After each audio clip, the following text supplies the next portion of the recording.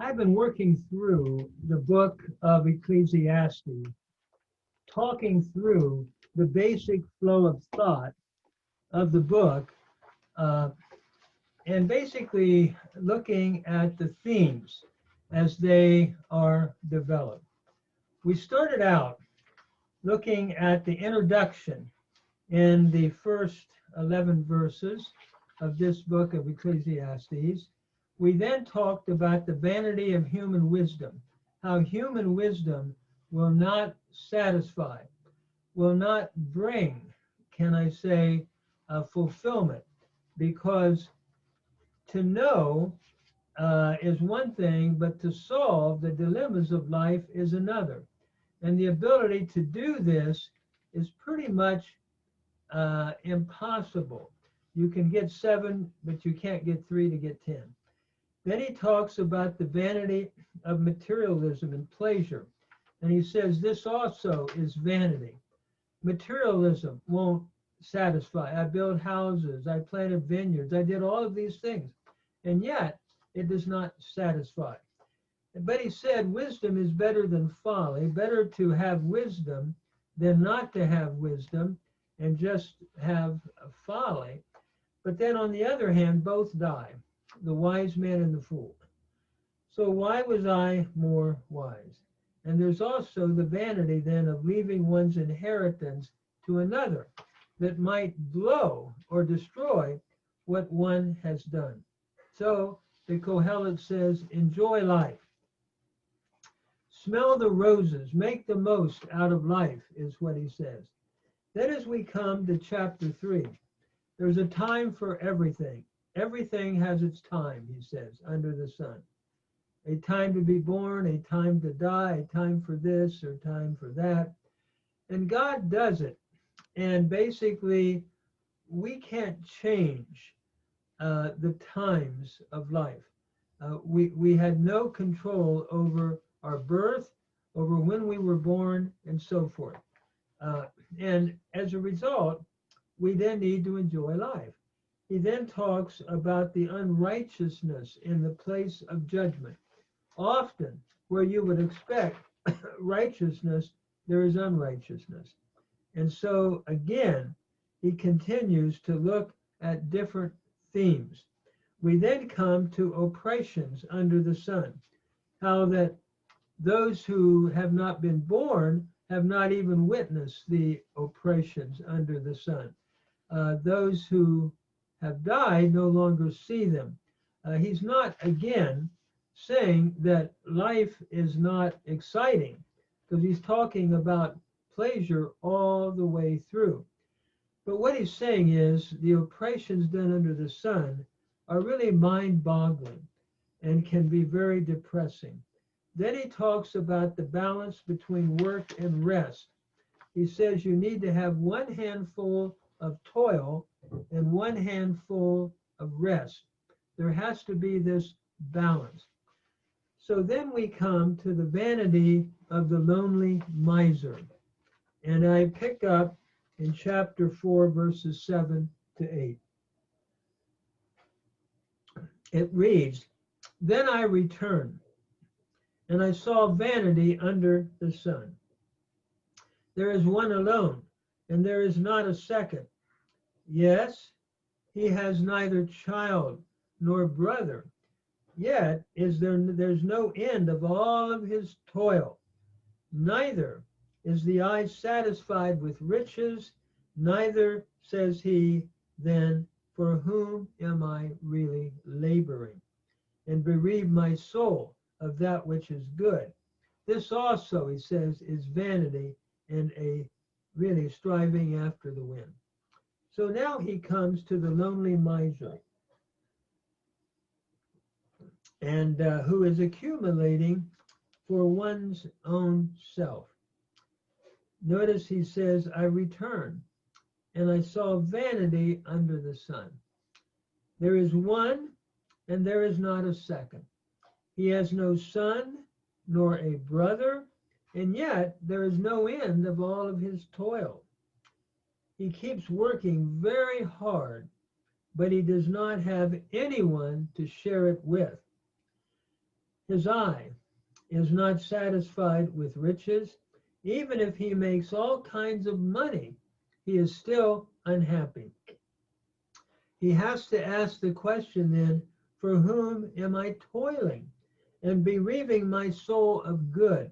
In other words, why am I doing this if all I do is look at it and share it with no one else? So he is looking at the tragedy of someone who is very selfish and alone, even though rich.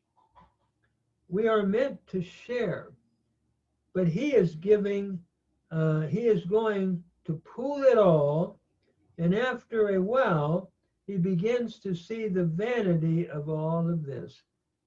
He says, this is vanity and a grievous business, a painful activity if you live life that way.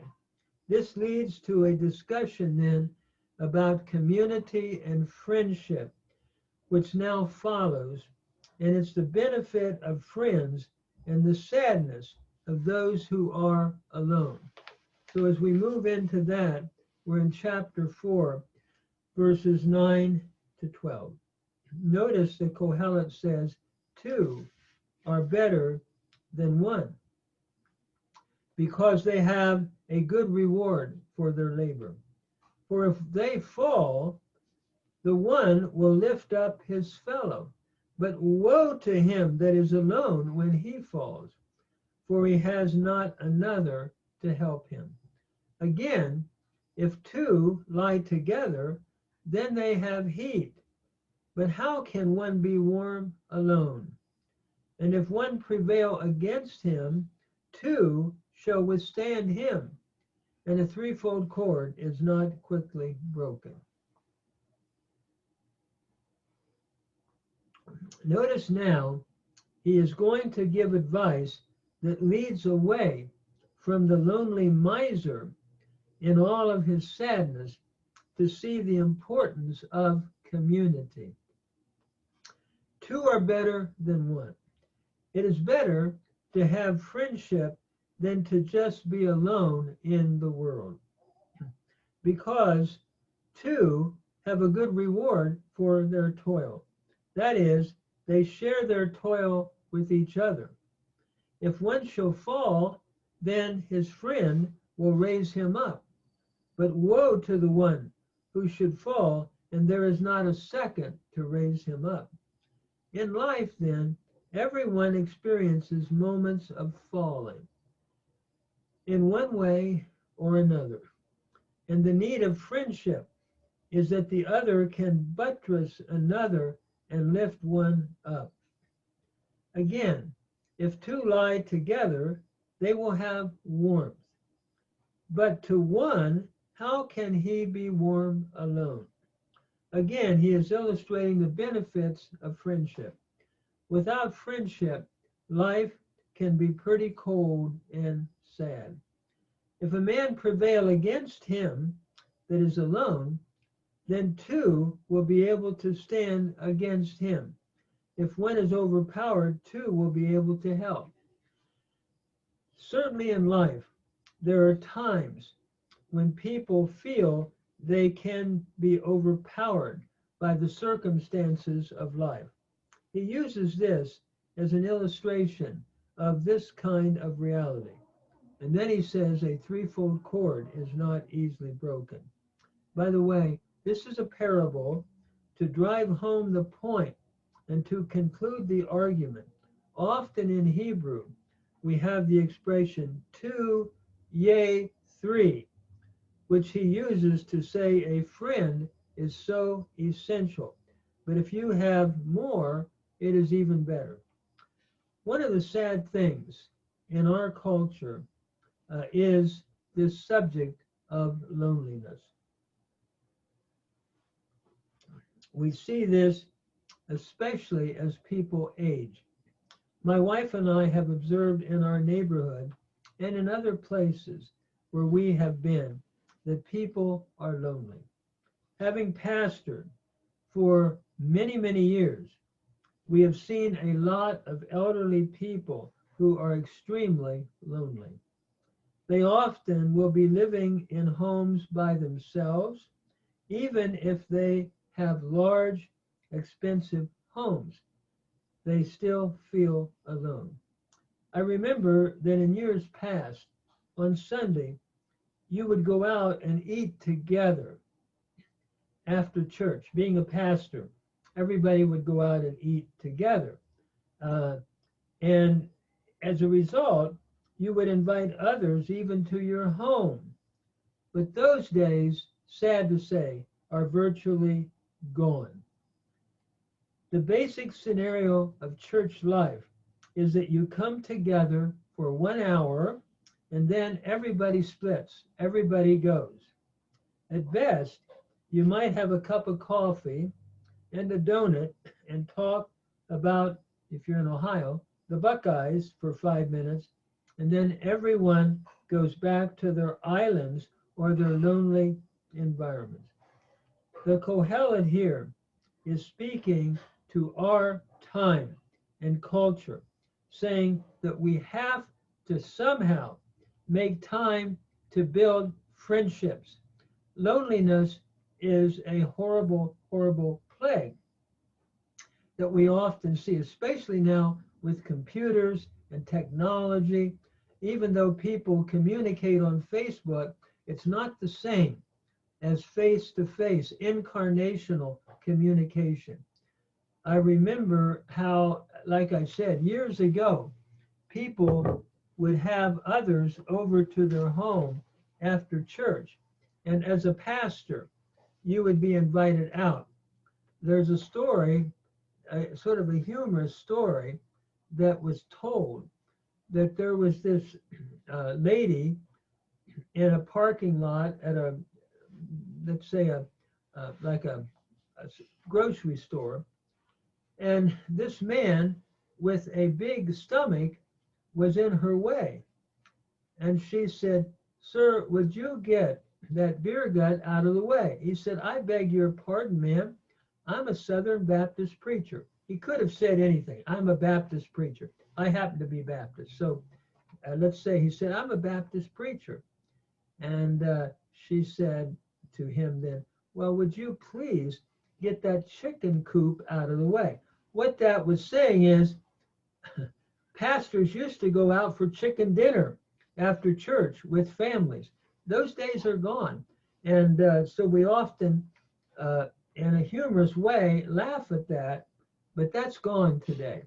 Sad to say. We don't have meals together often in fellowship. I'm reminded of Acts 2. They continued steadfastly in the apostles' doctrine, in the breaking of bread, in fellowship, and prayers. They had fellowship. They broke bread together. What church has become, sad to say, is a place where people, like I said, go for that hour. They may have a donut beforehand or coffee in some churches, but after that, it's another week of people going to their islands. Many of them work almost 24/7. The bottom line is we cannot go through life without friends, without fellowship. And the early church had that. No matter how strong preaching might be or how much good doctrine and exposition is done, if there is not fellowship, we're not cutting it, we're missing it. He goes on to say, I am reminded, or let me go on to say, I'm reminded that Jesus said in John 15, verses 14 to 15, that you are my friends. A master does not reveal to his servants what is on his heart. Jesus then modeled friendship with the 12. That is something, again, we seriously need at work or to work at today. And that is why we hear so much conversation about community. It is difficult to pull it off, even in churches. Additionally, there is competition. And competition, the Kohelet says, creates the impossibility of friendship. Jesus encouraged the lack of competition by bringing together a group of people from all different backgrounds. Remember, the mother asked Jesus if one would sit on his right side and one on his left. Jesus responded that it was not his to give. That would come later. But if you really want to be a disciple, you have to serve each other. So Jesus critiqued the kind of, can I say, competition that destroyed friendship. And we need to do the same. Furthermore, he also focused on the balance of work and rest. In developing this kind of relationship, we can't just work all the time. Even in the ministry, there needs to be work and rest. He said, "Come apart and let us rest a while," along with the work of the ministry. So in looking at the whole text that we've looked at, I see Christ living it out in a perfect way, becoming a model for us to follow in the cultivation of community and friendship.